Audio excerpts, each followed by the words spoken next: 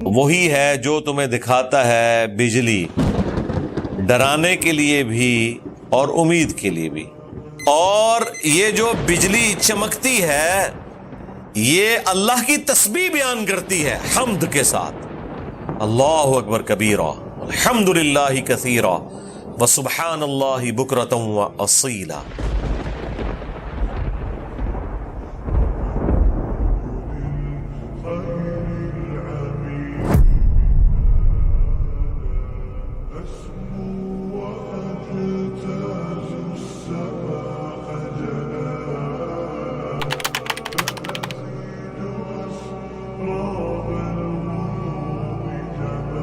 والذی یریکم البرق خوفا وطمعا. وہی ہے جو تمہیں دکھاتا ہے بجلی ڈرانے کے لیے بھی اور امید کے لیے بھی. وینشئ السحاب الثقال. اور وہی ہے جو اٹھاتا ہے بھاری بادلوں کو جو کہ رواں دواں ہیں بارش کے لیے. بادلوں کے ساتھ بجلی کی چمک یہ جڑی ہوئی ہے. اس میں انسان کی طمع بھی پوشیدہ ہے اور خوف بھی پوشیدہ ہے. خوف یہ ہے کہ جب بجلی گرتی ہے تو آگ لگ جاتی ہے، اور لالچ اس میں یہ ہے کہ بجلی کا چمکنا اس چیز کی نشاندہی ہے کہ بارش ہونے والی ہے، اور بارش تو بیسک نیڈ ہے. یہ تو آج ٹیوب ویلز کی وجہ سے لوگوں کو اتنا احساس نہیں رہا، ورنہ جب ٹوٹلی آپ بارانی زمین کے اوپر ڈیپینڈنٹ تھے اس وقت تو بارش کا مطلب زندگی اور بارش نہ ہونے کا مطلب موت. برادران یوسف جو ہیں سرزمین شام سے مصر غلے کے لیے گئے تھے نا، کیونکہ قحط پڑ گیا تھا. تو اس زمانے میں تو قحط کا مطلب ہے موت، کیونکہ اس وقت کوئی نگاہ مار کے تو کچھ نہیں کر سکتا تھا. دنیا کو اللہ نے بقدر ایفرٹ رکھا ہوا ہے. یہ تو جب انسان کو اللہ نے ترقی کرائی، اس نے ڈیم بنانے شروع کیے اور پھر ڈیموں کے ذریعے نہریں روا کی، تو آف سیزن میں بھی آپ کو پانی اویلیبل ہو جاتا ہے. وہ بھی بہرحال پھر بھی بارشوں پہ ڈیپینڈنٹ ہے، بارشیں ہوں گی تو ڈیم بھرے جائیں گے، ادروائز وہ بھی نہیں. اس طریقے سے دریاؤں کے اوپر جو ڈیم بنے ہوئے ہیں وہ بھی ڈیپینڈنٹ ہیں، برف باری ہوئی اور ٹائم کے اوپر وہ برف پگھلے اور پھر اس طریقے سے پانی آ کے جمع ہو. اللہ ہی اللہ جی جس چیز کے اوپر بھی غور کرے. تو اللہ تعالیٰ فرماتا ہے کہ یہ جو بجلی کی گر چمک ہے یہ انسان پہ خوف بھی طاری کرتی ہے، اور اس کے اندر اس کے لیے لالچ بھی چھپی ہوئی ہے کہ اس کے بعد بارش آئے گی، میری فصل ہری بھری ہو جائے گی، اور میرے زندگی کا سامان اس کے ساتھ جو جڑا ہوا ہے. ان ساری چیزوں کو تو ظاہر ہے وہی لوگ آبزرو کرتے ہیں جو ڈائریکٹلی ان کاموں کے ساتھ جڑے ہوئے ہیں. اگلے زمانوں میں تو آلموسٹ سارے یہ کام اپنے حصے کا کرتے تھے. یہ تو جب ایک پروفیشنل زندگی شروع ہوئی ہے تو اس میں لوگوں نے مختلف شعبے اڈاپٹ کیے ہیں، اور غلہ جو ریئل ٹائم اگانے والے کی محنت ہے وہ کھانے والے نے دیکھی بھی نہیں ہوتی. ہاں وہ کسی اور فیلڈ میں محنت کر کے پیسے کما کے تو پیسوں کے ذریعے یا پرانے زمانے میں بارٹر سسٹم کے ذریعے اس سے اناج خرید لیا کرتا تھا. باقی جو پنجابی میں بھی کہا جاتا ہے نا کہ کسان جو ہے نا اس کی بائی والی ہوتی ہے اللہ کے ساتھ، یہ اس کا ایگریمنٹ ہوتا ہے. کسان جتنا خدا اورینٹڈ ہوتا ہے نا، خصوصاً بارانی زمین والے لوگ، وہ تو ہر وقت خدا اورینٹڈ ہوتے ہیں. اس حوالے سے اگر وہ اپنے آپ کو صحیح کرنا چاہیں کہ وہ ہر لمحے اس چیز سے گزرتے ہیں کہ وہ کتنے کمزور اور لاچار ہیں اور خدا کتنا طاقتور ہے کہ اس کے اوپر آپ ڈیپینڈنٹ ہیں. اور یہ ایک ایسا یونیورسل ٹروتھ ہے جو کبھی بھی انویلڈ نہیں جائے گا. آج بھی ویلڈ ہے. آج بھی انسان کی خوراک اسی زمین سے آ رہی ہے. زمین اگانا بند کر دے، جو مرضی آپ ٹیکنالوجی بنا لے، اگر مٹی اگانے سے انکار کر دے انسانیت کی موت ہے. اور دیکھیں اللہ تعالیٰ نے کیسا انسان کا غرور توڑا ہے. حقیر مٹی، اور اس کو کیا شان دی ہے کہ ایک دانہ بوتے ہیں 6 ارب گنا بڑا درخت بنا دیتے ہیں. ایک آپ دانہ بوتے ہیں گندم کا، اس میں سے 7 بالیاں نکلتی ہیں، ہر بالی کے اندر 100 دانے ہیں، 700 گنا بڑھا دیا. ایک دانے سے. یہ اللہ تعالیٰ کی قدرت ہے اور زندگی اس کے اوپر ڈیپینڈنٹ کر دی ہوئی ہے. تو آج بھی اگر زمین اگانا بند کر دے, کسی کے پاس سونا بھی ہو, اس سونے کے اندر کوئی بیج لگائے, سونا نہیں اگا سکتا اس کو. یہ حقیر مٹی اگاتی ہے. یہ اللہ تعالیٰ کی قدرت ہے. تو اللہ تعالیٰ فرماتا ہے کہ ہم خوف اور طمع, یعنی اس کا خوف بھی بجلی کا اور طمع کے ساتھ بادلوں کو روانہ کرتے ہیں, جو بھاری بادل پانی کو اٹھائے ہوئے ہوتے ہیں.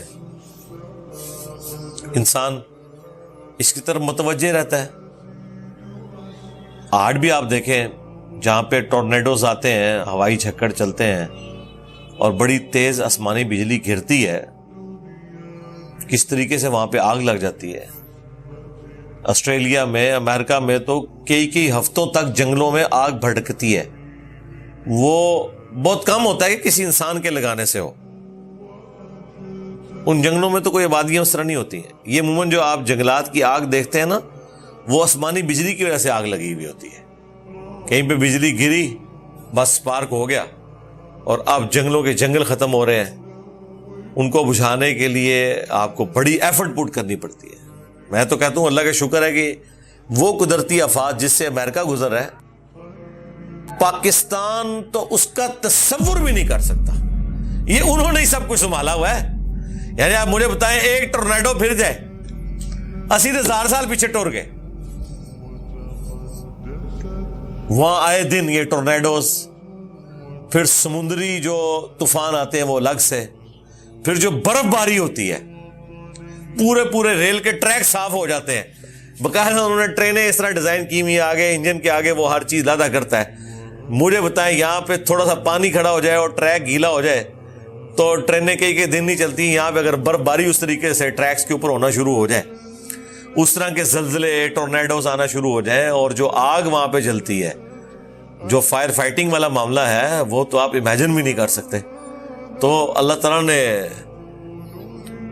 اس طرح کی قدرتی کئی ایک آفات سے ہمیں محفوظ رکھا ہے. تو آج بھی یہ جو آسمانی بجلی ہے یہ اسی طریقے سے معاملات ویلڈ ہے. اس لیے دیکھیں آپ, جو بجلی کی تاریں جا رہی ہوتی ہیں نا, یہ جو 11,000 وولٹ والی ہیں, جو بڑے وہ کھمبے لگے ہوئے ہیں, تو آپ دیکھیں گے کہ 6 تاریں ہیں یا 8 تاریں ہیں. 4 اس طرف ہیں, وہ جو 2 ونگز نکلے ہوئے ہوتے ہیں, 4 اس طرف ہیں, 4 اس طرف ہیں, اور ایک اس کی ٹپ کے اوپر باریک سی تار چل رہی ہوتی ہے, ٹپ ٹو ٹپ, جہاں پہ اوپر نوک بنی ہوئی ہوتی ہے نا اس کی کھمبے کی. بازو تو نیچے ہوتا ہے نا, اوپر جا کے نوک بن جاتی. اس نوک کا دوسرے نوک کے ساتھ بھی آپ دیکھیں ایک باریک سی تار آپ کو نظر آئے گی. وہ تار الگ سے ڈالی جاتی ہے, اس میں بجلی نہیں ہوتی, وہ سٹیل وائر ہوتی ہے. اس لیے کہ جب آسمانی بجلی گرے نا تو پہلے اس کے اوپر گرے اور وہاں سے وہ بجلی کو گراؤنڈ کر دے.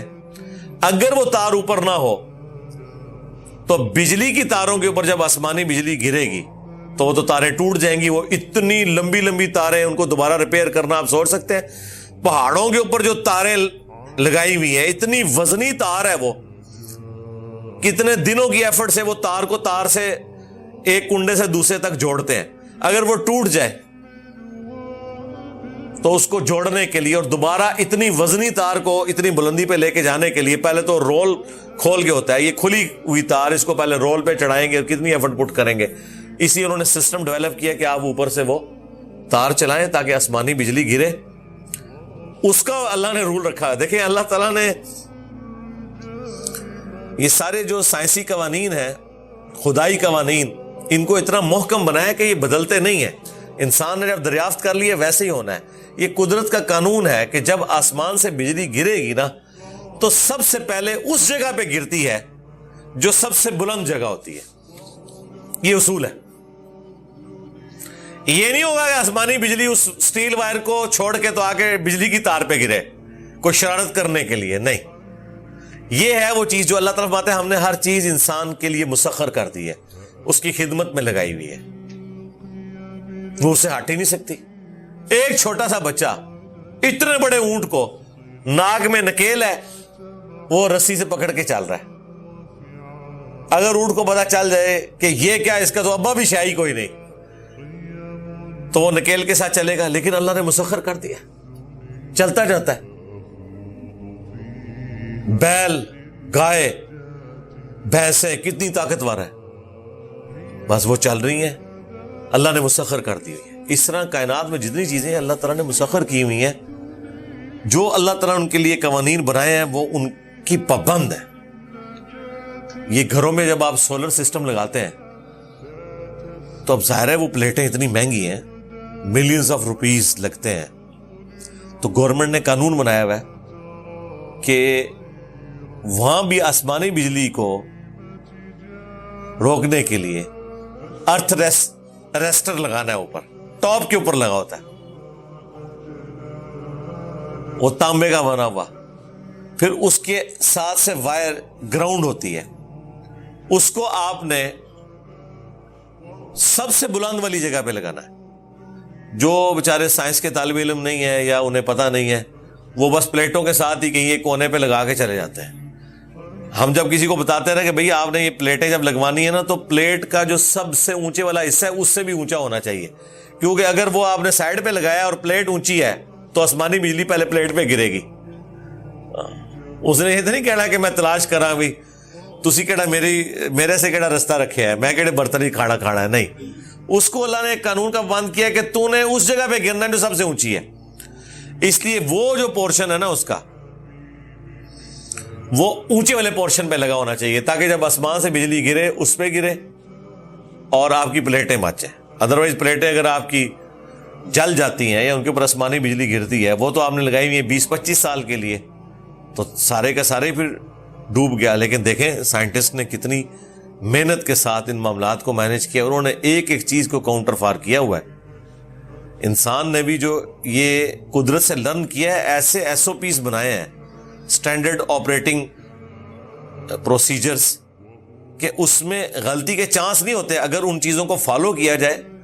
ٹریفک قوانین کو اگر آپ صحیح طریقے سے ہر کوئی فالو کرے، کبھی ایکسیڈنٹ ہو نہیں سکتا. ہاں کوئی ربو آئی ہو کہ کسی کا ٹائر پھٹ جانا ہے، وہ ایک علیحدہ معاملہ ہے. وہ بھی اگر اس کو صحیح طریقے سے فالو کیا جائے کہ آپ نے ٹائم پہ ٹائر بدلنے ہیں، اس طریقے سے ٹریک کو صاف رکھنا ہے، تو اس طرح کے چانسز ہوتے کم ہے. یہ ساری قیامت کی نشانیاں پاکستان میں پوری ہوتی ہیں، باہر کے ملکوں میں نہیں ہوتا اس طرح. وہاں پہ آپ صرف ایئر ٹریفک دیکھ لیں، بندہ پریشان ہو جاتا ہے. کیڑیوں کی طرح امریکہ کے اندر جہاز اڑ رہے ہیں، ہزاروں فلائٹیں صرف ود ان امریکہ روزانہ اڑتی ہیں. پاکستان میں اگر اڑے تو روزانہ 2-4 جہاز گرے ہوئے ہوں. کبھی سنا ہے کو امریکہ میں جہاز گرا ہے، کوئی ٹکرا گیا ہو؟ سب سے سیف سفر ہے، انہوں نے اس کو مینج کیا ہوا ہے. ہائٹ ہی ڈیفرنٹ رکھی ہے کہ یہاں سے جو جہاز اڑ کے اس طرف جائے گا وہ اتنی ہائٹ پہ اڑے گا، اور جو ادھر سے آئے گا وہ اتنی ہائٹ پہ. اب آپ آنکھیں بند کر کے اڑائیں، آمنے سامنے آ ہی نہیں سکتا کوئی جہاز. ہاں ایک دوسرے کے اوپر سے ایسے ضرور گزر جائے گا، بالکل ایک ٹائم پہ بھی گزر جائے گا، لیکن ایک دوسرے سے ٹکرائے گا نہیں. قوانین ٹریفک کے بنا لیے انہوں نے، ہر چیز کو مینج کیا ہوا ہے. تو یہ ساری کی ساری سائنس اسی لیے پاسبل ہوئی ہے کہ اللہ تعالیٰ کے بڑے محکم قوانین ہیں. تو یہ بجلی والا بھی جو نظام اللہ تعالیٰ نے رکھا ہے، خوف کے ساتھ بھی اور طمع کے ساتھ بھی، اللہ تعالیٰ فرماتا ہے یہ بادل اڑ رہے ہیں، وَيُسَبِّحُ الرَّعْدُ بِحَمْدِهِ، اور یہ جو بجلی چمکتی ہے یہ اللہ کی تسبیح بیان کرتی ہے حمد کے ساتھ. اللہ اکبر کبیرا الحمد للہ کثیرا وسبحان اللہ بکرۃ واصیلا. سورہ بنی اسرائیل میں ہے نا کہ اس کائنات میں کوئی چیز نہیں ہے مگر یہ کہ اللہ کی حمد کے ساتھ اس کی تسبیح بیان کرتی ہے، لیکن تم اس کی تسبیح کو سمجھ نہیں سکتے. یہ اللہ تعالیٰ کی ایک پیرلل میں ایک دنیا ہے نا جی. اللہ کی بنائی ہوئی دنیا تو آپ چھوڑ دیں. ہمارے بزرگوں کو اگر قبروں سے نکالا جائے، ان کے سامنے یہ اسمارٹ فون رکھا جائے اور انہیں بتایا جائے کہ یہ وہ ٹیلی فون ہے جہاں سے آپ کو یہاں ابھی میں بیٹھے بیٹھے مکہ اور مدینہ دکھا سکتا ہوں. ان بابوں نے تو 4-4 مہینے گھوڑوں پہ، اونٹوں پہ پیدل سفر کر کے حج کیے ہوئے. آپ کعبے کی چھت کے اوپر بھی کھڑے ہو کے انہیں حلف دینا، وہ کبھی نہیں مانیں گے کہ یہ ہو سکتا ہے.